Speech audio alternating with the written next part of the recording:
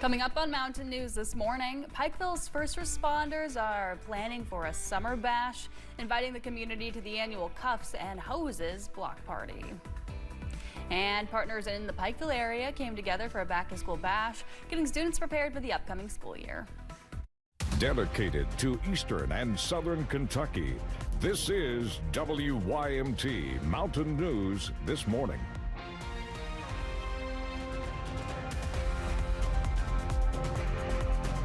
Good morning. Happy Monday to you. I'm Amelia Lee here on this August 4th. It is 6:27 this morning and time for a check of our weather with meteorologist Megan Dusmal. It's cooler out, but I know that is not going to be the story as we go throughout our week, Megan. Yeah, that's correct. We'll start to see those temperatures warming up, but we're still going to stay below average for the first half of the week, so there's the good news there. And for most folks this morning on the cooler side as well. Let's take a look at those temperatures. We're seeing a mixture of upper 50s as you travel more towards the eastern part of the region to upper 60s as you travel more towards the west. Take a look towards Monticello, 68 degrees. Now, this afternoon, everyone is going to be looking at the low to mid 80s, which normally we're in the mid to upper 80s, so still just a little bit cooler as you're starting off the work week. And we are watching just a little bit of some rain chances this morning. Overall nice and clear, but as you travel just south of Wayne County, we are tracking just a little bit of rain as it inches closer and closer towards the county line. Amelia. In Martin County, firefighters responded to a house collapse. According to the Inez Fire and Rescue, they say they responded to a collapse on the 4400 block of Turkey Creek. Both people occupying the home got out, and firefighters rescued two family pets still inside the home. Crews say those living in the home suffered very minor injuries. The Monticello Fire Department battled a large fire over the weekend. Officials say an agricultural property on East Kentucky 92 West went up in flames just before 9:30 Sunday morning. They say they were on the scene putting out the fire until 2:30 that afternoon. The road had to be shut down so firefighters could access a fire hydrant to fight the flames. The fire department did not say whether anyone was injured. A woman is charged with vehicular homicide following a deadly crash in Laurel County. Deputies say 55-year-old Kimberly Hedrick crossed into oncoming traffic on American Greeting Card Road, colliding head-on with another vehicle. The driver of that car, 55-year-old Benita Vickers, died. According to her arrest citation, Hedrick smelled like alcohol and admitted that she'd been drinking. Deputies say during the crash, Hedrick hit a second vehicle. The sheriff's office says that driver, 39-year-old David Wynn, left the scene. He's wanted on an outstanding warrant. Kentucky State Police continue to investigate a deadly ATV crash Wednesday morning involving a minor. WYMT's McKinley Calandrino has the latest on the crash and why officials say safety should be a top priority when on the trails this summer. Kentucky State Police and Hazard are investigating an ATV crash that led to a death of a minor on Wednesday, July 30th in Knott County. KSP responded to a call off of Sylvester Branch in the Emelina community around 2:30 that afternoon. Troopers say an 11-year-old boy was driving the ATV at a high speed when he lost control, causing the vehicle to flip multiple times. Troopers say the boy was thrown from the vehicle and was pronounced dead at the scene. Local law enforcement say multiple deadly ATV crashes have happened this year. Unfortunately, we've been reminded of how tragic these events can be here in the recent days. So we encourage everybody to remain as safe as possible and never allow your children to operate unsupervised. Perry County Sheriff Joe Ingalls says it is important to keep your safety in mind when taking ATVs or side-by-sides out this summer. If you're not belted, you greatly increase your chances of not surviving that accident. So just the simple thing of buckling up in the side-by-side type ATVs will greatly improve your chances to live. Officials still encourage you to explore the Appalachian Mountains, but to put safety as a top priority. Use them for what they was intended to be used for, and a lot of fun, and we've got a great area to enjoy these things. It's one of the things that we've got going for us is ATVs, but you really got to be careful with them because I've seen a lot of lives lost over the years to accidents. State troopers say that the minor was sent to Frankfort for an autopsy, and as WYMT learns more information, we will share it along the way. In Knott County, McKinley Calandrino, WYMT Mountain News. The name of the boy who died has not yet been released. In Rowan County, a man is accused of kidnapping his girlfriend after he tackled her. Bradley Netherly was arrested Thursday. A witness told police they saw him tackle his girlfriend and put her in his car. A few hours later, deputies found the car under a tarp on someone else's property. They then found Netherly and the woman in some nearby woods. He was charged with kidnapping, assault, and trespassing. A man has pleaded guilty in connection with a deadly shooting involving two of his children. It happened in October of 2020 on Montgomery Creek Road in the Vico community of Perry County. David Hampton shot and killed one child and injured another. Before his trial was set to begin, he pleaded guilty but mentally ill to manslaughter and assault. He will be sentenced in September. Pikeville's first responders are planning for a summer bash, inviting the community to the annual Cuffs and Hoses block party. The event includes the city's only nighttime 5K, 10K, inflatables, a magic show, a dunking booth, music, a car show, and even more. It's a partnership between the police department, fire department, and dispatchers, raising money for the Christmas with a First Responder program. Organizers say the event is a great way to show the public who's answering their calls while amping up the friendly rivalry with the race. We love to give each other a hard time, us, the fire department, our dispatchers, but at the end of the day, if there's something that comes out in our community, we all bind together and we work as hard as we can for the people of this community. The event is August 9th, kicking off at 4 o'clock on Main Street. You can see how to get involved on our website, WYMT.com. Well, Saturday was Hunter Education Day here in the Bluegrass State. Volunteers, instructors, and staff with Kentucky Fish and Wildlife shared their knowledge with others. Their classes offered several topics like firearm and tree stand safety, even wild game recipes. Rachel Crum with Fish and Wildlife says with certain hunting seasons approaching, it's important to prepare. We're just a few weeks away from fall squirrel season, and our archery deer season is coming up the 1st of September along with dove season. So we just want to ensure that everybody is out and prepared for hunting seasons this fall. Classes similar to these are also offered throughout the year. For more information about this, you can find our story on WYMT.com. Well, the Laurel County Sheriff's Office is moving locations. Their new office will open this morning.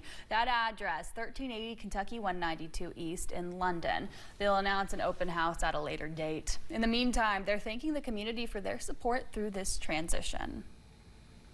The entertainment was announced Friday for the Knott County Fall Horse Trail Ride in October. It includes Sunday Best on Friday night and Bill Taylor and the Appalachian Heathers on Saturday night. Taylor and his band were recently on America's Got Talent. The ride is October 2nd through the 5th. Admission just $30 and free for kids 12 and under. You can go to the Knott County Tourism Facebook page for more details. A Christian school with a lot of history is reopening after being on pause for the previous school year. Harlan County Christian School is getting ready to get back into the swing of things this month. I spoke with the administrator of the school, who says things may look a little bit different this year, but the purpose is still the same. In the halls of Putney Bible Church sits Harlan County Christian School, officially reopening its doors after putting a pause on its services last school year due to financial hardships. We actually sent out surveys and said, is this something that we need in this community? And we received a resounding yes. We really want this in our community. Pastor and administrator Britt Lawson previously retired from public education and was asked to join the ranks to help start things back up this year. I just spent my career working in that, but to be able to do that centered around Jesus Christ and to be able to show them what they believe, why they believe it, and how that lines up with a biblical worldview. Lawson took me through the building, showing me classrooms and explaining the impact the school has made on the community in its more than 20 years of educating, now starting off again with one class of 15 kindergartners. We're opening very small because what we want to do is open with really, really good quality education. At private or parochial schools, funding is normally a factor, with some parents worrying about where that money will come from. But this year at Harlan County Christian, those 15 kindergartners are coming in cost-free with donors taking care of all that money. We're in the mountains of Kentucky, and it's hard for people when they have to make choices about their kids' education. And so we want to be a partner who can get with parents and say, listen, we want to offer this quality education where we are helping educate and disciple and equip your child for their future and be able to do that totally free. With a goal to provide an education with Christ at the center. Harlan County Christian Schools hosted their open house Friday night, and that school is set to start back up on August 18th. Well, the interim president of Big Sandy Community and Technical College has now become the college's full-time president. Early Friday, KCTCS President Ryan Quarles announced Dr. Samuel Todd Brand will be the college's president moving forward. Dr. Brand had been serving in the interim role of president for the past year. Well, FEMA's looking for multi-family rental properties to support Kentucky disaster survivors from the February and March severe weather. These units must meet local, state, and federal housing regulations. The property should be in or around Clay, Estill, Harlan, Knott, Letcher, and Perry counties. If you're interested in helping out, there's a free online webinar happening August 11th at 1 o'clock. You can register for the meeting on FEMA's website. Well, as back-to-school season begins, students in Laurel County are gearing up for classes with the help of a familiar face.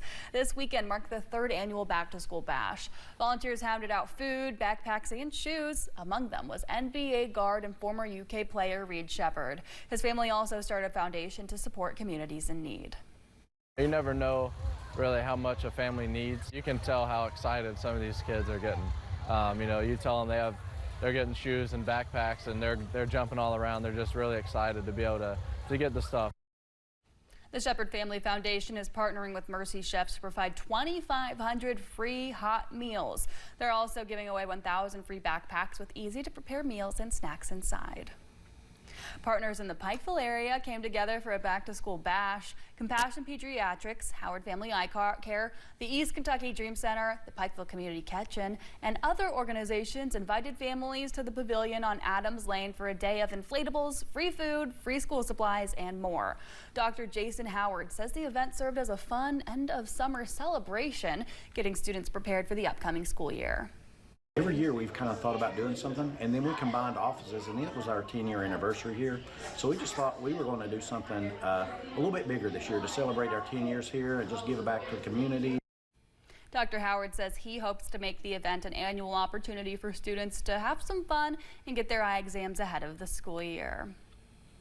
A new area code will be coming to Central Kentucky in just a few years. The Kentucky Public Service Commission says a new area code will overlay the 502 area when it's out of phone numbers. This would mean people who already have their 502 number would get to keep theirs. New numbers will be assigned a new code, and we'll find out what that is in just about 2 weeks. But what happens to keep numbers from overlapping? Once this is implemented in about 12 months, mandatory what we call 10-digit dialing will be necessary. So everybody will have to, if you want to call your neighbor on a landline, you could have to dial the area code first. This is already mandatory in the 859 area code as well as other parts of Kentucky. Jeb Piney with the Public Service Commission says that new tech makes adding additional area codes a more seamless process than ever before. District leaders in Fayette County agreed to open up the conversation with educators for collective bargaining. The Fayette County Education Association announced the agreement with Superintendent Dr. Demetrius Liggins. Fayette County Education Association President Erica Pennington says it's important to educate community members and staff on how collective bargaining would look for the public sector. She says the work group is focused strictly on collective bargaining and elevating staff voices. With the education cuts that are coming from the federal government, collective bargaining agreement is the best way to protect our staff and students right here in Fayette County. Fayette County Education Association President Erica Pennington says the structure, timing, and goals of the work group will be decided in September.